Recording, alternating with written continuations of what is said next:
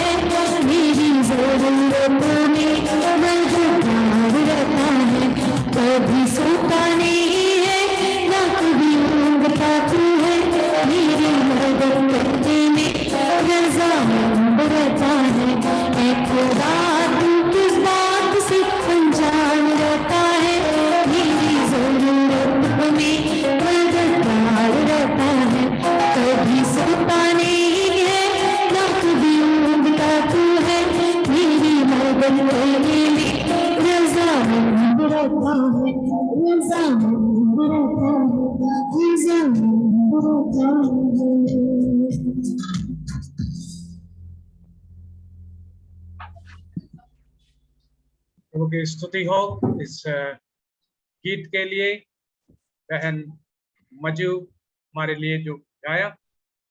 प्रभु सोता नहीं है, हमें मदद करने के लिए हमारे संग हैं, हमारे साथ हैं। हमें ऐसा एक अच्छा गीत हम आज शाम को सुना और अभी वचन सुनने का समय है। मैं रिक्वेस्ट करते हैं ब्रदर जेबी के साइमन अभी आगे का समय देंगे। परमेश्वर के धन्य नाम की महिमा हो। मसीही जीवन पर हमारा जो अध्ययन श्रृंखला है जो बीकानेर की कलीसिया के द्वारा आयोजित है, इसके छठा सत्र में हम लोग आ गए हैं।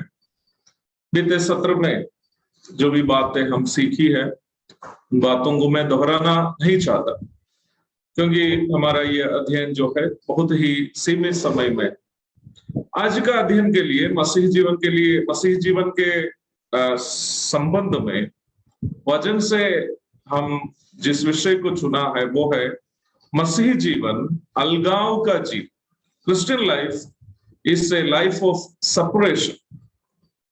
सांसारिक परिप्रेक्ष्य में यदि देखा जाए, सेपरेशन अथवा अलगाव एक निराशाजनक या दुखजनक बात है, परंतु बाइबल में अलगाव नामक विषय जो पुराना नियम और नया नियम दोनों में हम देखते हैं, सकारात्मक तरीके से और नकारात्मक तरीके से दोनों हम देख सकते हैं। बाइबल में दोनों प्रकार के अलगाव के विषय में हम उत्पत्ति की पुस्तक से ही देखते हैं। उदाहरण के लिए मैं उसको इस प्रकार कहना चाहता हूं आपको समझने के लिए, to get separated for God, परमेश्वर के लिए अलग हो जाना। दूसरा, to get separated from God, परमेश्वर से अलग हो जाना। दो प्रकार के अलगाव के विषय में हम बाइबल में देखते हैं। परमेश्वर के लिए अलग हो जाना, to get separated for God, ये है अलगाव का सकारात्मक तथ्य जो हम वचन में देखते हैं। दूसरा है to get separated from God, परमेश्वर से अलग हो जाना, यह है अलगाव का नकारात्मक तथ्य जो हम वचन में देखते हैं। हम आज मसीही जीवन को अलगाव के संबंध में जोड़कर जब पढ़ते हैं और मनन करने की कोशिश कर रहे हैं, तो अलगाव का सकारात्मक तथ्य पर हम अध्ययन करने की कोशिश कर रहे हैं। To get separated for God, परमेश्वर के लिए अलग हो जाना। हम जानते हैं बाइबल पवित्र शास्त्र में हम सबसे पहले देखने वाले दो इंसान आदम और हव्वा, और आदम और हव्वा के ही जीवन में हम ये दोनों अलगाव को देख सकते हैं। मैं बहुत सारे पद पढ़ने के लिए हमारे पास तो समय नहीं है, फिर भी मैं दो पद को जल्दी आपके ध्यान में लाना चाहता हूं। सभी आयत पढ़ने की जरूरत नहीं है। उत्पत्ति की पुस्तक दूसरा अध्याय की 8वीं आयत में परमेश्वर आदम और हव्वा का निर्माण करके उनको अदन की वाटिका में रखते हुए हम देखते हैं, जबकि समस्त पृथ्वी को परमेश्वर बहुत ही सुंदर तरीके से सृष्टि,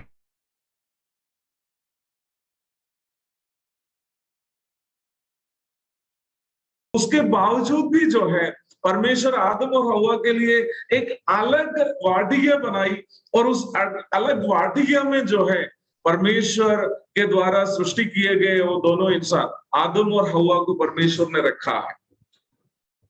और वहां पर हम देखते हैं परमेश्वर उस अदन की वाटिका में उसके साथ संगति करते हैं।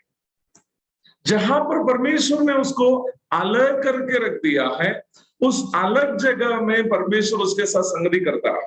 परंतु उत्पत्ति की पुस्तक तीसरा अध्याय की 23वीं आयत में, अर्थात तीसरा अध्याय की अंतिम आयत में जब हम लोग आते हैं, वहां पर अलगाव का नकारात्मक तथ्य भी हम देखते हैं।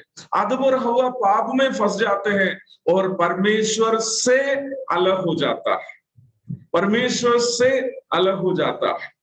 तो अलगाव के विषय में जब हम लोग प्रारंभिक रूप में ये बात देख सकते हैं, परमेश्वर उनके साथ जिन्हें संगति करना वह चाहता है, उनको परमेश्वर अलग करता है।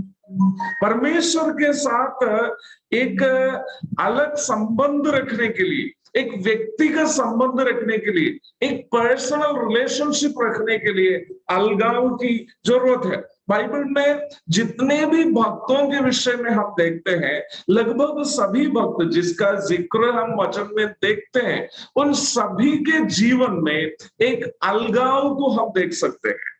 जो लोग परमेश्वर के साथ एक व्यक्तिगत संबंध में जीवन बिताए हैं, वे सभी लोग एक अलगाव का जीवन बिताए हुए हैं। आदम और हवा के जीवन से मैंने आपको दिखा दिया, इसलिए मैं पुनः उसको दोहराना नहीं चाहता। उत्पत्ति की पुस्तक 2 अध्याय में 15, 16, 17, 18 और इन सभी आयतों में परमेश्वर आदम और हवा के साथ बातचीत करते हुए और परमेश्वर उनको अलग अलग जिम्मेदारियां देते हुए आदि सभी हम वहां देखते हैं। जो लोग नोट करते हैं उनके लिए मैं दोहराना चाहता हूं। उत्पत्ति की पुस्तक book of genesis chapter 2 verses 15, 16, 17, 18 and chapter 3 verse 9। अध्याय 2, 15, 16, 17, 18 और तीसरा अध्याय की 9वीं आयत। ये सब हम लोग आमतौर पर पढ़ने वाले ही भाग है। परमेश्वर और आदम हवा के बीच की अच्छी बातचीत को हम वहां देखते हैं, एक अच्छी संगति को हम देखते हैं, दोनों के बीच में एक व्यक्तिगत संबंध को हम देखते हैं। यद्यपि नकारात्मक तरीके से हम देखता हो कि परमेश्वर शाम में जब सूरज ढले तो उनको अदन की वाटिका में ढूंढता है, आदम तू कहाँ है। वास्तव में उस तीसरा अध्याय की 9वीं आयत में आदम को परमेश्वर ढूंढते हुए हम देखते हैं। वास्तव में उस आयत को जब हम पढ़ते हैं, अक्सर बड़े दुख के साथ हम पढ़ते हैं, क्योंकि उस समय आदम छिपा हुआ था, क्योंकि परमेश्वर के सामने आना वो नहीं चाहता था। लेकिन उस आयत को जब मैं पढ़ता हूं ना, मैं सकारात्मक तरीके से भी सोचता हूं, ये पहला उस दिन नहीं था कि परमेश्वर ने अदन की वाटिका में आदम और हवा के पास आया है। क्यों उस दिन उन्होंने पूछा आदम तू कहाँ है? क्योंकि हर दिन परमेश्वर अदन की वाटिका में शाम ढलते हुए जब आ जाता है, आदम और हवा पहले से वहां इंतजार करते होंगे, अरे शाम हो रहा है, हमारा प्रभु वहां, परमेश्वर वहां आने वाला है, अब कल के जैसा आज भी हम लोग बहुत बातचीत करेंगे, उनका प्रेम को हम अनुभव करेंगे, उनकी संगति का मिठास को हम चखेंगे। परंतु पाप किए तो परमेश्वर भी दुखी होकर पुकार रहे हैं, एडम वेयर आर यू? तू कहाँ है आदम? मैं तेरी संगति चाहता था, इसलिए तुमको मैंने इस अदन की वाटिका में रखा था, परंतु यहाँ पर मैं तुझे नहीं देख पा रहा हूं। मेरे प्यारो, मसीही जीवन के विषय में जब हम पढ़ते हैं, वो चाहे पुराना नियम से हम अध्ययन करें या नया नियम से हम अध्ययन करें, परमेश्वर जिनके साथ संगति करना चाहता है, ये परमेश्वर के साथ एक व्यक्तिगत संबंध रखने के लिए हमारे जीवन में एक अलगाव की जरूरत है। मैं बहुत ही परिचित कुछ भागों को केवल आपके सामने रख रहा हूं। उत्पत्ति की पुस्तक 7 अध्याय की पहली आयत में जब हम लोग आते हैं, नूह के विषय में हम लोग देखते हैं। ये सब हमारे संडे स्कूल के बच्चे भी जानने वाली बात है। अध्याय 7 की 1 में परमेश्वर कहता है कि इस दुष्ट संसार से, नूह से कहता है एक जहाज बनाओ, उसमें चढ़ जाओ। एक अलगाव का अनुभव नूह के जीवन में भी हम वहां पर देखते हैं। और 8 अध्याय, उत्पत्ति की पुस्तक 8 अध्याय की 20, 21 आदि आयत में जब हम लोग आते हैं, वहां पर जल प्रलय के बाद नूह ने पुनः परमेश्वर के साथ एक संगति रखते हुए हम देखते हैं।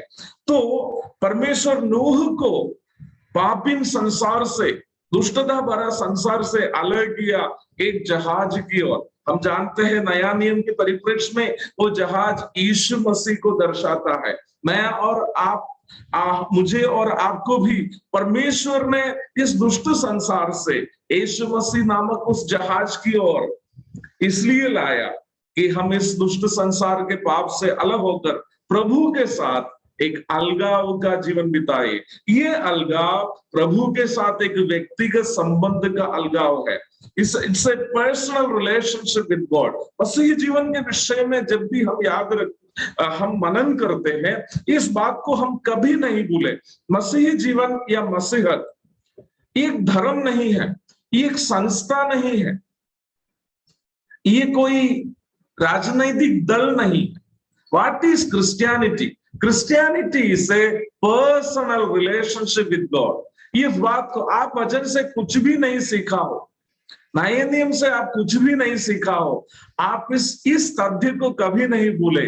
Christianity is a personal relationship with God. Christianity is a personal relationship with Jesus Christ.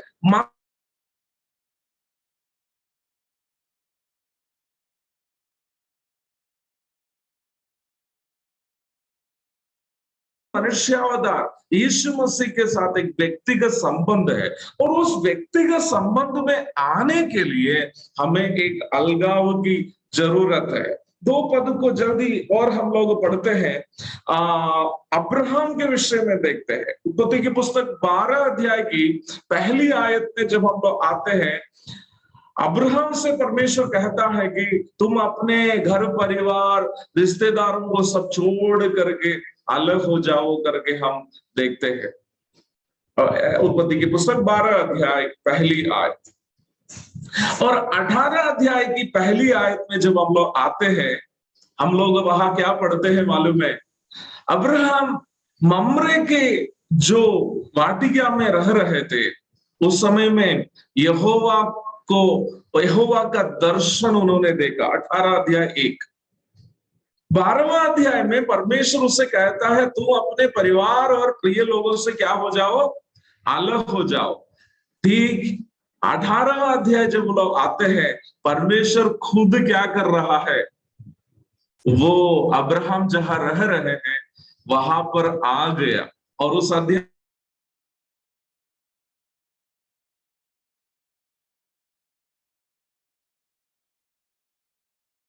पर लिखा है त्रिएकता जो है एक झूठी शिक्षा है। लेकिन केवल मैं आपसे कहता हूं, उत्पत्ति की पुस्तक 18वां अध्याय केवल पढ़िएगा ना, आपको पता चलेगा ये त्रिएकता एक झूठी शिक्षा नहीं है, बल्कि सही शिक्षा है। क्योंकि मुझे त्रिएकता नामक विषय पर बोलने के लिए समय नहीं है, लेकिन 18वां अध्याय आप लोग पढ़िएगा। अगर संभव है तो आप इंग्लिश बाइबल में उसको पढ़िए, क्योंकि हिंदी अनुवाद के कुछ शब्द जो है एक वचन और बहुवचन को समझने में कुछ मुश्किल होती है। इसलिए अंग्रेजी मालूम हो, मलयालम भी जो लोग जानते हैं मलयालम भी पढ़िएगा तो अच्छा है। उसमें भी हिंदी में अनुवाद सही है, लेकिन कहीं कहीं उनके उसके इस तरह के शब्द जहां इस्तेमाल किया है, वहां पर हमें एक वचन है कि बहुवचन है समझना थोड़ी सी मुश्किल हो जाती है। लेकिन इंग्लिश बाइबल में दे, दम, ही, हिस इस तरह के प्रोनाउंस का यूज किया है, जिसे समझने में एक वचन और बहुवचन समझने में मुश्किल नहीं होती है। मैं आपसे कहना चाहता हूं, उत्पत्ति की पुस्तक 18 अध्याय में जब हम लोग आते हैं, 12वां अध्याय में परमेश्वर अब्राहम को अलग करता है, अपने घर परिवार के लोगों से अलग होने के लिए कहता है, और वो यात्रा शुरू करता है कनान की ओर।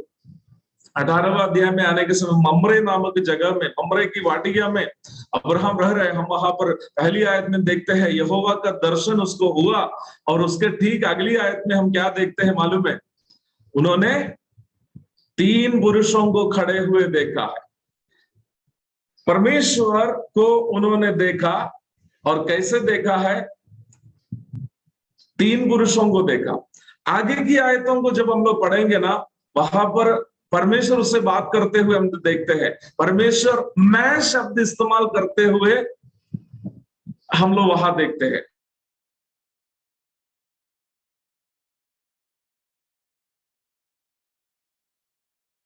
मैं हिंदी अनुवाद करके बोल रहा, अगर इंग्लिश पढ़िएगा तो उन लोगों को अब्राहम ने खाना खिलाया करके देखते। तो उस 18 अध्याय में पूरा परमेश्वर को एक वचन में बहुवचन में, एक वचन में बहुवचन में करते हुए आप देख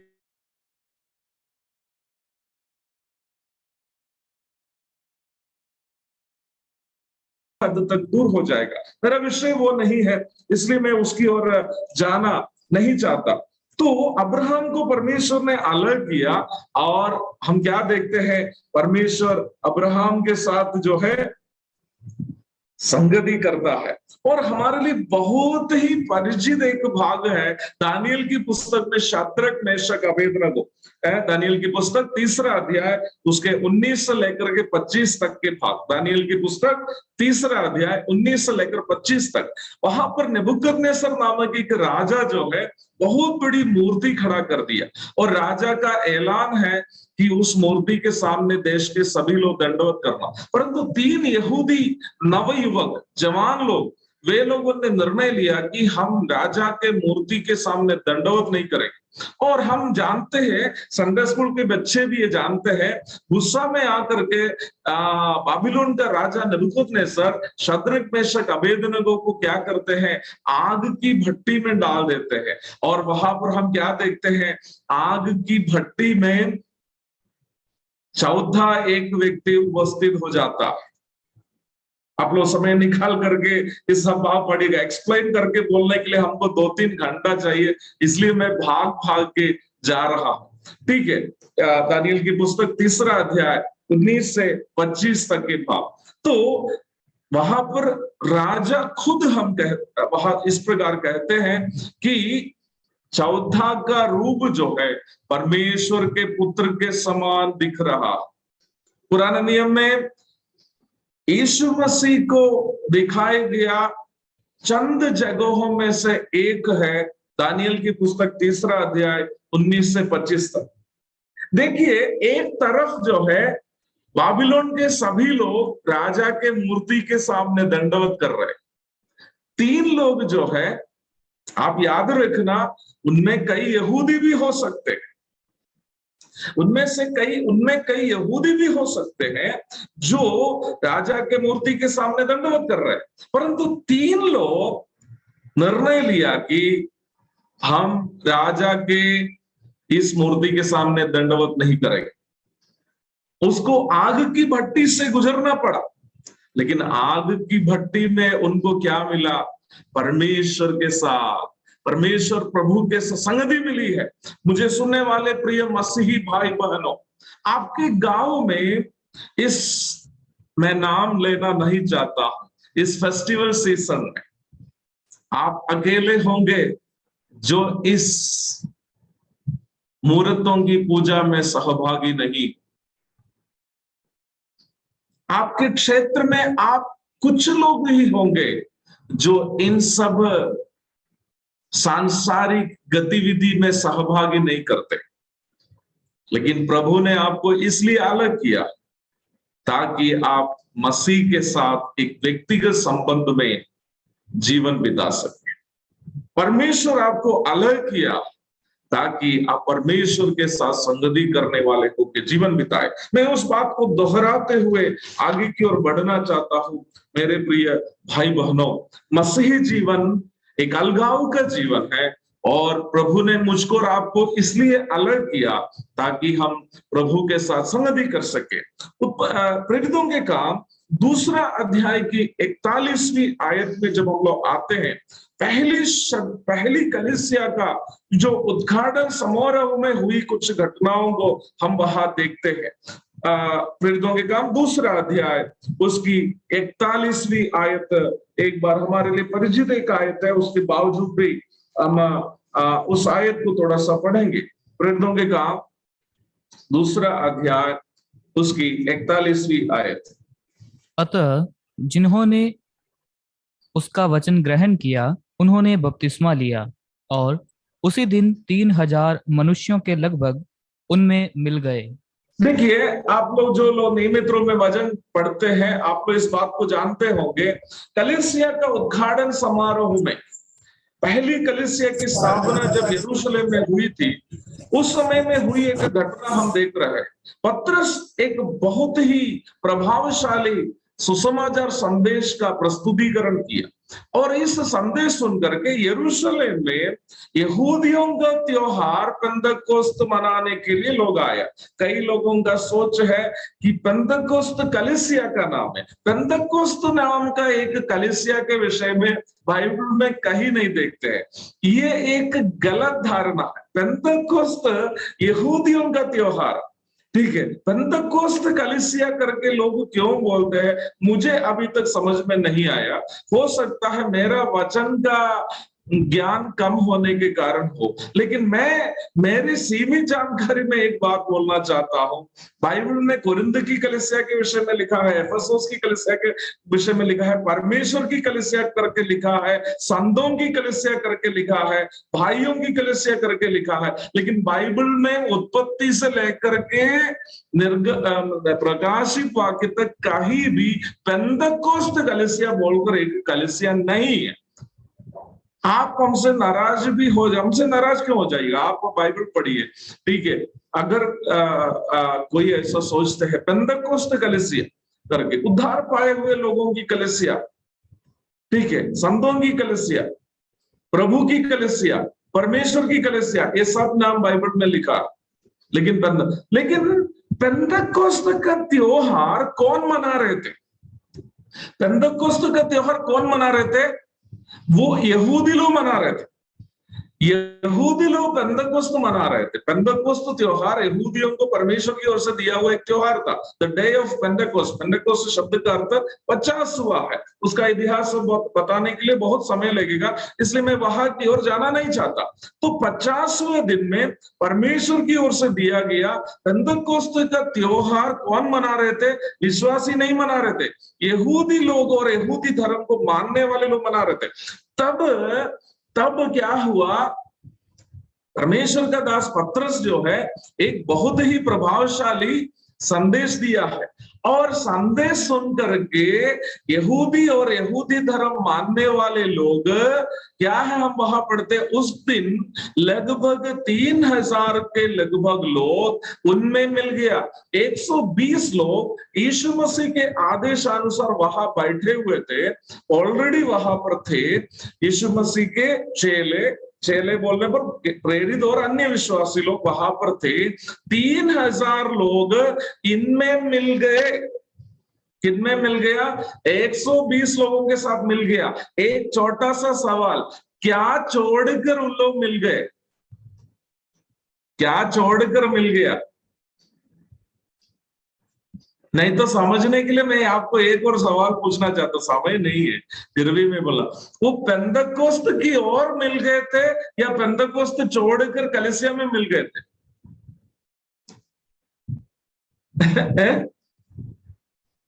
मैं जानता हूं आप में से बहुत सारे लोग मुझसे भी अच्छे से वचन जानने वाले लोग हैं, ठीक है। मैं इसलिए अगर मैं गलत बोल रहा हूं तो आप मुझे बोलिए, उन लोग पेंतकोस्त की ओर मिल गए थे या पेंतकोस्त छोड़कर कलीसिया में मिल गए थे?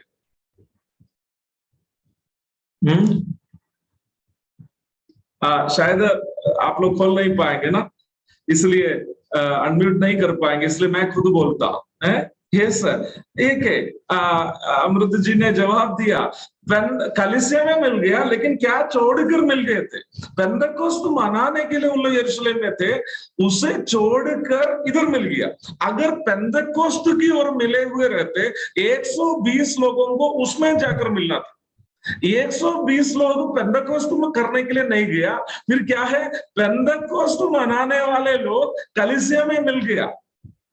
बहुत स्पष्ट तरीके से मैं बोलना चाहता हूं, कोई मुझे नफरत करे नहीं करे, ऐसे तो नफरत करने वाले बहुत सारे लोग हैं, उसका गिनती तो बढ़ जाएगा, कोई दिक्कत नहीं, ठीक है। पेंतकोस्त कलीसिया को पेंतकोस्त नाम देना, इट्स ए डिसेप्शन, ये एक धोखाधड़ी है, वचन के खिलाफ के कार्य। मुझे पेंतकोस्त कलीसिया के लोगों से कोई दिक्कत नहीं है, ठीक है, उनके विश्वासी लोग बड़े अच्छे हैं, परंतु उनको सिखाने वाले लोगों ने अज्ञानता के कारण कलीसिया को पेंतकोस्त नाम दिया। पहली सदी के विश्वासी लोग पेंतकोस्त में नहीं मिले थे। आज के लोग बोलते हैं आके पेंतकोस्त में मिल जाओ, पेंतकोस्त सच्ची कलीसिया, पेंतकोस्त में मिल जाए। नहीं भाई, अरे भाई पेंतकोस्त छोड़कर वो लोग कलीसिया में मिले थे। आप क्यों इस धोखाधड़ी में अज्ञानता की बात बोल रहे हो? ठीक है, तो पेंतकोस्त ही छोड़ा नहीं, वे लोग क्या छोड़े थे? यहूदी धर्म, उसके सभी रीति रिवाज को छोड़ दिया। गलातियों की पत्री की भूमिका भी यही है। कलीसिया में आए हुए लोगों को यहूदी संप्रभुतावादी लोगों ने यहूदी धर्म के रीति रिवाजों को पालन करने के लिए से जब उन पर दबाव डाल रहे थे, उसके खिलाफ में यहूदी धर्म के ही एक धार्मिक गुरु जो था प्रेरित पौलुस, वो उसके खिलाफ में बोल रहे हैं कलीसिया यहूदी रीति रिवाजों को करने वाले नहीं है, बल्कि यहूदी रीति रिवाजों को, अन्य धर्मों की रीति रिवाजों को, उसको छोड़कर अलग हुए लोगों के समूह है। यहूदी धर्म के रीति रिवाजों को छोड़ करके यीशु मसीह में मिले हुए लोगों का समूह है कलीसिया। तो कलीसिया भी एक अलग हुए लोगों का समूह है, अलग हुए लोगों का समूह है, प्रभु के साथ एक व्यक्तिगत संबंध रखने वाले लोग। मेरे प्यारों, इस्राएल में कई ऐसे भक्त थे जिनको परमेश्वर के साथ एक व्यक्तिगत संबंध थे, परंतु इस्राएल को एक पूरे राष्ट्र के रूप में अगर हम लेते हैं, उस राष्ट्र को परमेश्वर के साथ व्यक्तिगत संबंध नहीं था।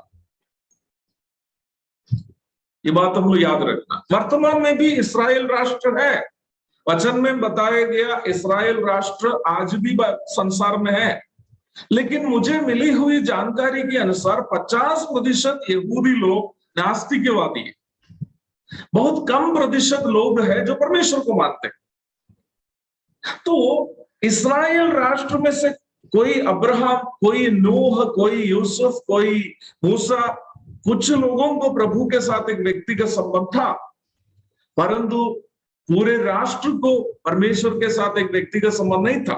वहीं पर कलीसिया का महत्व है। कलीसिया में जो हरेक व्यक्ति जुट जाता है, उसका जीवन शुरू होता है दुनियादारी बातों से अलग होकर यीशु मसीह के साथ एक व्यक्तिगत संबंध बनाते हुए, यीशु मसीह को उद्धारकर्ता और प्रभु के रूप में ग्रहण किए हुए लोग ही मसीहत का भाग है। आप ईसाई धर्म में पैदा हुआ हो, आप ईसाई माँ बाप के बच्चे होकर पैदा हुआ हो, या ईसाई पादरी के बेटा या बेटी या नाती बनकर जन्म हुआ हो, कोई मतलब नहीं। आपको उद्धार पाने की जरूरत है, प्रभु के साथ एक व्यक्तिगत संबंध में आने की जरूरत है। तो उस प्रभु के साथ व्यक्तिगत संबंध में आने के लिए क्या है? आपको एक अलगाव की जरूरत है। बाइबल बहुत स्पष्ट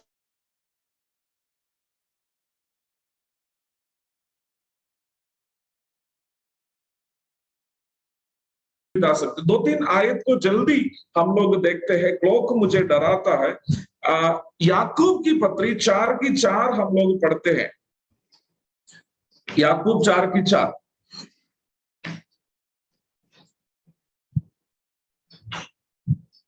हे व्यभिचारिणियों, क्या तुम नहीं जानती कि संसार से मित्रता करनी परमेश्वर से बैर करना है?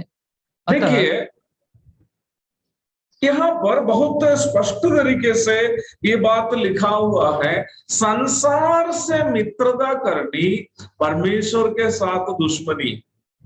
आप एक ही समय संसार के साथ, वहां इंग्लिश बाइबल में फ्रेंडशिप विद द वर्ल्ड करके लिखा है, संसार के साथ मित्रता। आप एक ही समय संसार को और परमेश्वर को दोनों को खुश नहीं कर सकते।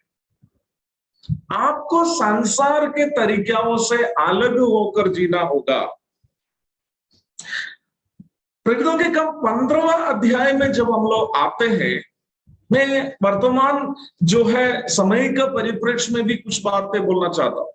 प्रेरितों के काम 15वां अध्याय में यरूशलेम काउंसिल के बारे में देखते हैं। पौलुस और बरनबास अन्य जातियों के बीच में सेवा करके बहुत सारे गैर यहूदी लोग जो मूर्तियों को पूजा करने वाले थे, और उस समय में यहूदी जोड़कर सभी लोग किसी न किसी प्रकार के मूर्ति पूजा सब करने वाले थे, तो इस पर एक बड़ा तर्क हुआ। उस पर फैसला करने के लिए यरूशलेम में प्रेरितों और प्राचीनों की उपस्थिति में बहुत बड़ी एक सभा हुई।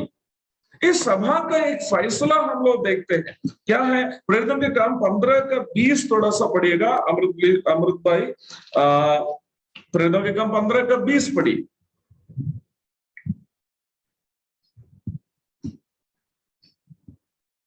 15 का 30। यस। फिर वे विदा होकर अंताकिया पहुंचे और सभा को इकट्ठी करके वह पत्री उन्हें दे दी। प्रेरितों के काम 15 का 20। 20, सॉरी।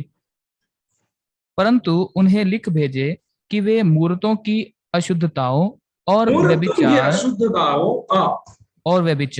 और गला घोटे हुओं के मांस से और लहू से दूर रहें। 4 बातों से दूर रहने के लिए, अलग रहने के लिए बोला। थिंग्स कंटामिनेटेड विथ आइडल्स, अंग्रेजी बाइबल में ऐसा लिखा है, मूर्तों की सभी प्रकार की अशुद्धताएं, मूर्ति पूजा से जुटे सभी गतिविधियों से मसीहियों को क्या रहना है? दूर रहना है। मूर्तों की अशुद्धताएं। निर्गमन की पुस्तक में जब हम लोग आते हैं, वहां पर मूसा जब परमेश्वर की उपस्थिति में पर्वत पर थे, हारून से एक मूर्त बछड़ा, मिस्र की मूर्ति बछड़ा बना के देने के लिए कहा। तो इस्राएलियों ने अपने जेवर सब खोलकर हारून के हाथ में दिया। हारून ने उससे एक बछड़ा बनाकर उसको पूजने के लिए दिया, परंतु मूसा आकर के फिर बछड़ा सब तोड़ दिया। उनके ऊपर परमेश्वर का बड़ा प्रकोप। उस भाग में स्पष्ट रीति में हम पढ़ते हैं, उसके बाद इस्राएलियों ने सोने का जेवर नहीं पहना। मैं एक दूसरा कलीसिया के लिए जब क्लास ले रहा था, मुंबई से एक भाई ने मुझसे पूछा, ब्रदर ये जेवर पहनना विश्वासियों के लिए सही है कि नहीं? तो मुझे उनकी भूमिका मालूम था, तो उन्होंने, वो एक गोल्ड जेवर का बिजनेस करने वाला एक विश्वासी भाई था। मैं बोला, ब्रदर इसका जवाब तो आप ही को देना, क्योंकि आप तो उस धंधा करने वाला भाई है। मैं या मेरे घर में कोई ये सब पहनते नहीं है, खरीदा नहीं है, इसलिए मुझे उसकी जानकारी नहीं। आप हमको बताए। मैं ऐसा सुना हूं कि जितने भी जेवर बनता है, नेकलेस, जो क्या क्या बोलता है, ये सब जो है जेवर बनता है, नाम भी मैं नहीं मालूम क्योंकि कभी पहने नहीं। माँ बाप ने इतना दुष्टता किया है कि एक भी खरीद कर नहीं दिया, नहीं तो थोड़ा बहुत जानकारी रहता। ठीक है, तो मुझे बिल्कुल जानकारी नहीं है उस पर। तो क्या हुआ, मैं बोला कि ये सब जेवर, मैं सुना हूं कि प्रत्येक जेवर जब सुनार बनाता ना, उसकी आकृति हिंदू देवी देवताओं के जो संकल्प होता है उसी विधि व्यवस्था में तैयार करते। मैं ये सुना, मैं मुंबई का, मुझे लगता है वो भाई इस सभा में है कि नहीं मुझे नहीं मालूम, उस सभा में थे। मैंने उनसे पूछा क्या ये बात सही है या नहीं। मुझे प्यारों में वचन के सामने, मेरे सामने 3 भाषा का बाइबल मेरे पास, मतलब समझिए कि 3 बाइबल मेरे सामने, मैं 3 परमेश्वर के वचन के सामने, इतने सामने संतों के बीच में मैं कह रहा हूं, ठीक है। उन्होंने हमसे बोला, ब्रदर आपने बिल्कुल सही कहा, जेवर जो है देवी देवताओं के जो विधि व्यवस्था है, हिंदू रीति रिवाज, उसकी मूर्तों की आकृति से उसका ताल्लुक है, उस प्रकार उसकी तैयारी करते हैं। मैंने बोला अब इसका हाँ या ना आप ही बोलिए। बाइबल कहती है स्पष्ट रीति में, अन्य जाति से विश्वास में आए हुए लोगों के आदेश देते समय प्रेरितों ने कहा मूर्तों की अशुद्धताओं से, इंग्लिश का वो वर्ड बहुत स्पष्ट है, थिंग्स कंटामिनेटेड। सीधे मूर्तों से अलग होने के लिए नहीं कहा, मूर्ति पूजा नहीं करने के लिए केवल नहीं किया। थिंग्स कंटामिनेटेड विथ आइडल्स, जो भी वस्तुओं में मूर्ति पूजा, जो भी वस्तुओं को मूर्ति पूजा से ताल्लुक है, उन वस्तुओं से विश्वासियों को दूर रहना जरूरी है, यदि उनको एक परमेश्वर के साथ एक व्यक्तिगत संबंध रखना हो। इस संदर्भ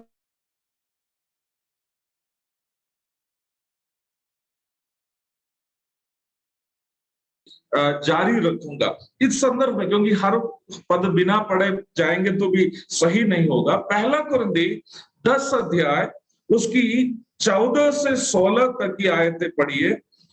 उसके बाद 21 और 22 भी हम पढ़ेंगे। पहला कुरिन्थी 10 अध्याय 14वीं आयत से 16वीं आयत तक पढ़िए, उसके बाद 21 और 22 भी पढ़िएगा। इस कारण हे मेरे प्रियो, मूर्ति पूजा से बचे रहो। मैं बुद्धिमान जानकर तुमसे कहता हूँ, जो मैं कहता हूँ उसे तुम परखो। वह धन्यवाद का कटोरा जिस पर हम धन्यवाद करते हैं, क्या मसीह के लहू की सहभागिता नहीं? यह रोटी जिसे हम तोड़ते हैं, क्या वह मसीह की देह की सहभागिता नहीं? और 21-22 तुम प्रभु के कटोरे और दुष्ट आत्माओं के कटोरे दोनों में से नहीं पी सकते। तुम प्रभु की मेज और दुष्ट आत्माओं की मेज दोनों के साझी नहीं हो सकते। क्या हम प्रभु को क्रोध दिलाते हैं?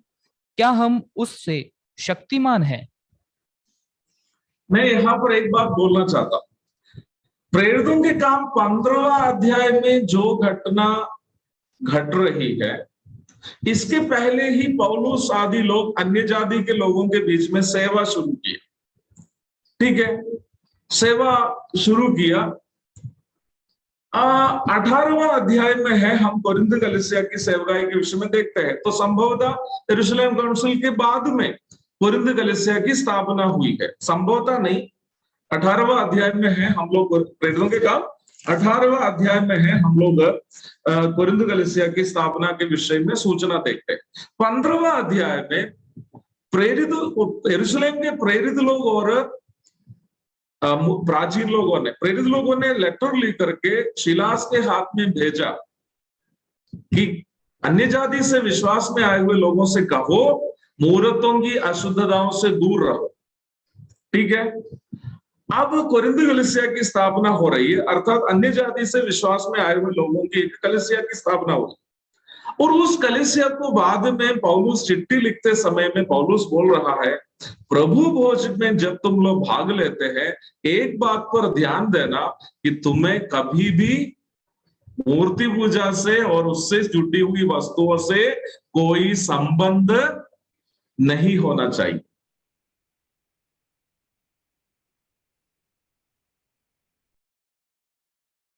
तो फैसला आप कर लीजिए। मैं नहीं चाहूंगा मैं या मेरे घर के कोई व्यक्ति मूर्तों की अशुद्धताओं के आकृति पर बनाए हुए जेवरों को पहनकर प्रभु भोज में भाग ले। मैं नहीं चाहूंगा। क्यों नहीं चाहूंगा? उसका जवाब 20 और 21 और 22 आयत में है। अमृत जी 21 और 22 भी पढ़िए। मैं क्यों नहीं चाहूंगा कि वो लोग ऐसा नहीं करे। 21 और 22 पढ़िए। तुम प्रभु के कटोरे और दुष्ट आत्माओं के कटोरे दोनों में से नहीं पी सकते। तुम प्रभु की मेज और दुष्ट आत्माओं की मेज दोनों के साझी नहीं हो सकते। क्या हम प्रभु को क्रोध दिलाते हैं? क्या हम पीछे से पढ़ के शक्तिमान हैं? आप पीछे से पढ़ के आइएगा, वहां दुष्टात्मा करके क्यों बताया? क्योंकि वहां पौलुस स्पष्ट रीति में कहता है, मूर्ति पूजा की और लोगों को आकर्षित करने वाली चीज मूर्ति नहीं है, परंतु उसके पीछे काम करने वाले दुष्टात्मा है। इसलिए प्रभु के लोगों को मूर्तों की अशुद्धताओं से दूर रहना चाहिए।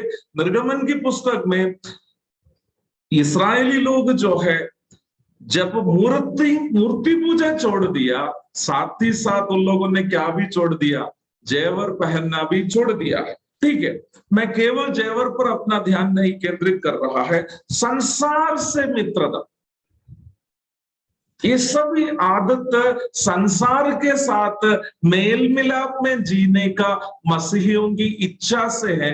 ये सब आदत आ जाता है। दूसरी एक महत्वपूर्ण विषय की और हम जल्दी चले जाते हैं। मत्ती रचित सुसमाचार 19 अध्याय उसकी 21 और 22 पद को थोड़ा सा पढ़िएगा। कई आयत पढ़ने का है लेकिन समय नहीं है। मत्ती रचित सुसमाचार 19 अध्याय उसकी 21 और 22।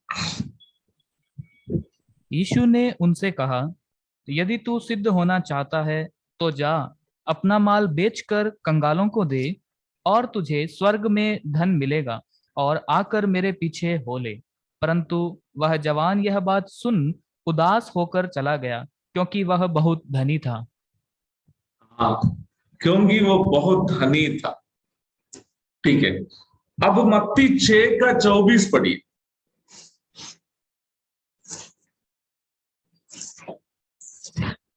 कोई मनुष्य दो स्वामियों की सेवा नहीं कर सकता, क्योंकि वह एक से बैर और दूसरे से प्रेम रखेगा, या एक से मिला रहेगा और दूसरे को तुच्छ जानेगा। तुम परमेश्वर और धन दोनों की सेवा नहीं कर सकते। बाइबल कभी भी पैसा कमाना और धनी हो जाना इत्यादि बात का विरोध नहीं करती है। बाइबल में बहुत सारे भक्त थे जो धनी थे। अय्यूब बड़ा धनी व्यक्ति था, अब्राहम बड़ा धनी था करके बाइबल कहती है। तो धनी होना या पैसा कमाना आदि बातें कभी भी बाइबल के नजर में पाप नहीं है, परंतु धन को यीशु मसीह से अधिक प्रेम करना एक पाप है। और उसका परिणाम क्या है? उसका परिणाम हम लोग 6:24 में देखते हैं, तुम परमेश्वर और धन दोनों की। अब मूल भाषा में वहां मामोन शब्द का इस्तेमाल किया है। रोमी धन की देवता का नाम था मामोन। वहां यीशु मसीह ने कहा तुम परमेश्वर और मामोन, भारतीय परिप्रेक्ष्य में कहेंगे तो तुम परमेश्वर और लक्ष्मी दोनों की पूजा नहीं कर सकते। अब एक ही समय परमेश्वर से और लक्ष्मी से प्रेम नहीं कर सकते।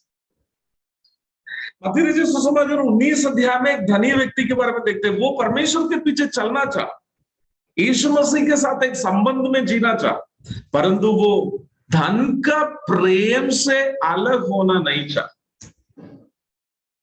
और क्या परिणाम हुआ? यीशु मसीह ने बोला, यीशु मसीह को मालूम था ये अपना धन से भी प्रेम करता है और उनसे भी। ऐसा नहीं कि वो यीशु मसीह से नफरत करता है, वो यीशु मसीह से प्रेम करता है, लेकिन साथ में किससे भी प्रेम करता है? धन से भी प्रेम करता है। यीशु मसीह बोला तुम अगर मेरे साथ एक व्यक्तिगत संबंध चाहते हो, तुम्हारा धन का प्रेम तुमको छोड़ना होगा। तुम एक ही समय धन के साथ और मेरे साथ व्यक्तिगत संबंध में जी नहीं सकते।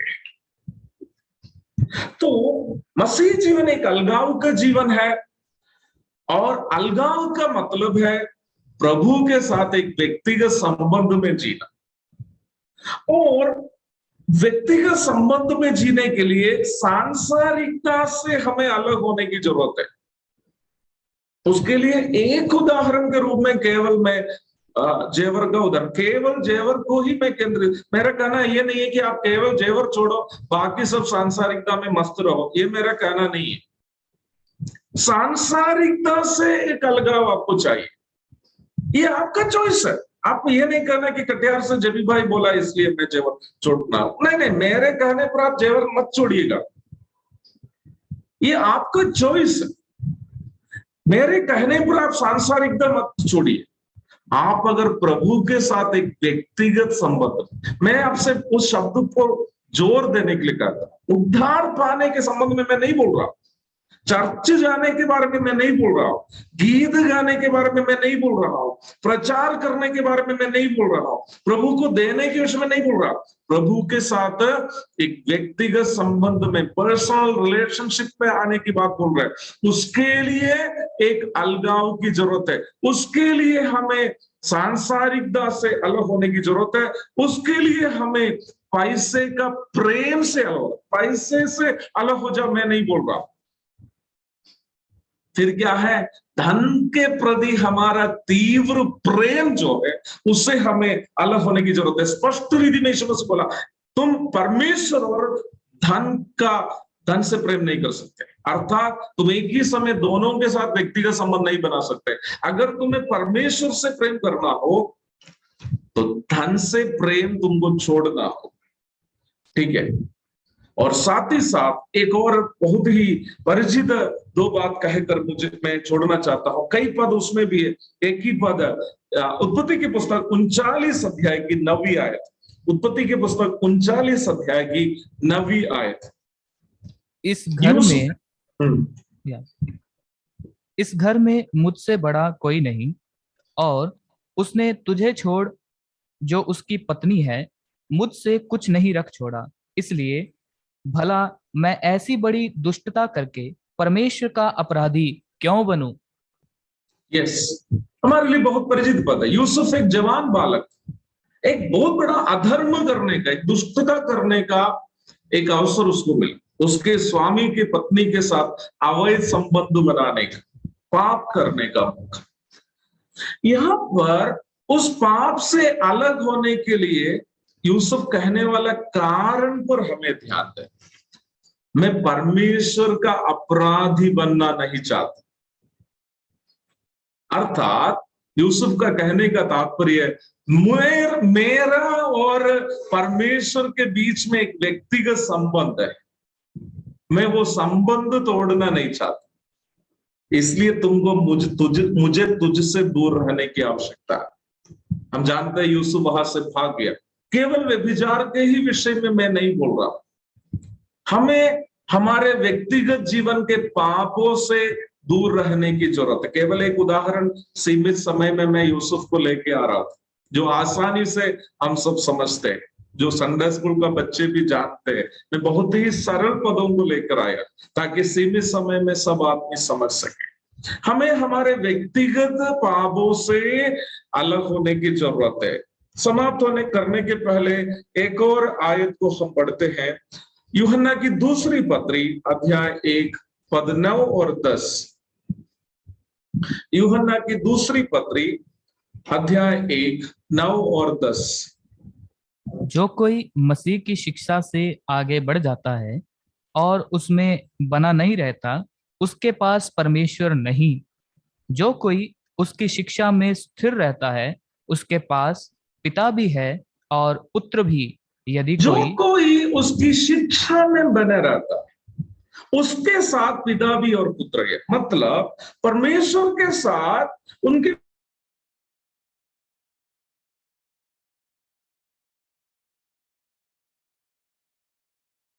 सही शिक्षा में बने रहने के लिए क्या करना है? झूठी शिक्षा से अलग होना है। उसके नीचे की आयत भी थोड़ा,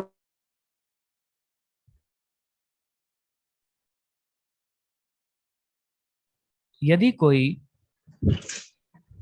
कोई तुम्हारे पास आए और यही शिक्षा ना दे, उसे ना तो घर में आने दो और ना नमस्कार कहो।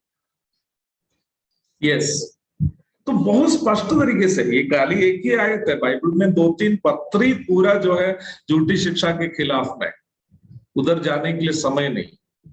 झूठी शिक्षा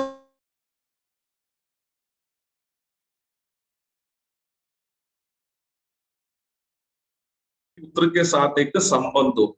एक और आयत को पढ़िएगा, मत्ती रचित सुसमाचार अध्याय 7 पद 22 और 23। मत्ती रचित सुसमाचार अध्याय 7 पद 22 और 23। उस दिन बहुत से लोग मुझसे कहेंगे, हे प्रभु, क्या हमने तेरे नाम से भविष्यवाणी नहीं की और तेरे नाम से दुष्ट आत्माओं को नहीं निकाला और तेरे नाम से बहुत से आश्चर्यकर्म नहीं किए? तब मैं उनसे खुलकर कह दूंगा, मैंने तुमको कभी नहीं जाना। हे कुकर्म करने वालों, मेरे पास से चले जाओ। मैंने तुमको कभी नहीं जाना, मुझसे चले जाओ, मुझसे दूर हो जाओ। जबकि किससे ये बात कह रहे हैं? ये कुछ ऐसे बड़े करिश्मेटिक लीडर्स हैं। आपका पंजाब से और सब बहुत सारे भाई लोग इस सभा में जुटे होंगे, हैं? वो सब क्या करने वाले हैं? चमत्कार चमत्कार चमत्कार, ठीक है। लेकिन यहां पर क्या है? प्रभु बोल रहा है, मैं है कुकर्म करने वाला। अरे यीशु मसीह के नाम में चमत्कार करना गलत बात है क्या? यीशु मसीह के नाम में चमत्कार करना गलत बात नहीं है, लेकिन झूठी शिक्षा फैलाना कुकर्म है। लोगों को उद्धार से वंचित रखना कुकर्म है। लोगों को प्रभु के साथ एक व्यक्तिगत संबंध हुए बिना केवल चंगाई के नाम में उनको भटकाना कुकर्म है। बड़े बड़े करिश्माटिक लीडर्स प्रभु के न्यायासन के सामने खड़े रहेंगे, प्रभु कहेंगे क्या है, मैं तुमको कभी नहीं जाना, एक कुकर्म करने वालों मुझसे दूर हो जाओ। मसीही विश्वासियों को सही शिक्षा में बने रहने की अति आवश्यकता है। सही शिक्षा में बने रहने के लिए झूठे शिक्षकों और झूठी शिक्षाओं से अलग रहने की आवश्यकता है। तो मैं एक बात बोल करके आज की इस सभा को यहां समाप्त कर रहा हूं। मसीही जीवन परमेश्वर और उनके पुत्र यीशु मसीह के साथ एक व्यक्तिगत संबंध है। उस व्यक्तिगत संबंध बना रखने के लिए हमें एक अलगाव की जरूरत है। हमें सांसारिकता से अलग होना है, हमें धन के प्रेम से अलग होना है, व्यक्तिगत पापों से अलग होना है और झूठी शिक्षा और झूठे शिक्षकों से अलग होना है। तभी हम प्रभु के साथ एक व्यक्तिगत संबंध में जीवन बिता सकते हैं। प्रभु दया करे, इसी विषय को जारी रखते हुए परमेश्वर क्यों हमें अलग रखना चाहते हैं उसका उद्देश्य के विषय में मैं आशा करता हूं प्रभु दया करेंगे तो अगले सत्र में हम लोग अध्ययन करेंगे और प्रभु के धन्य नाम की महिमा हो। आमीन। आमीन।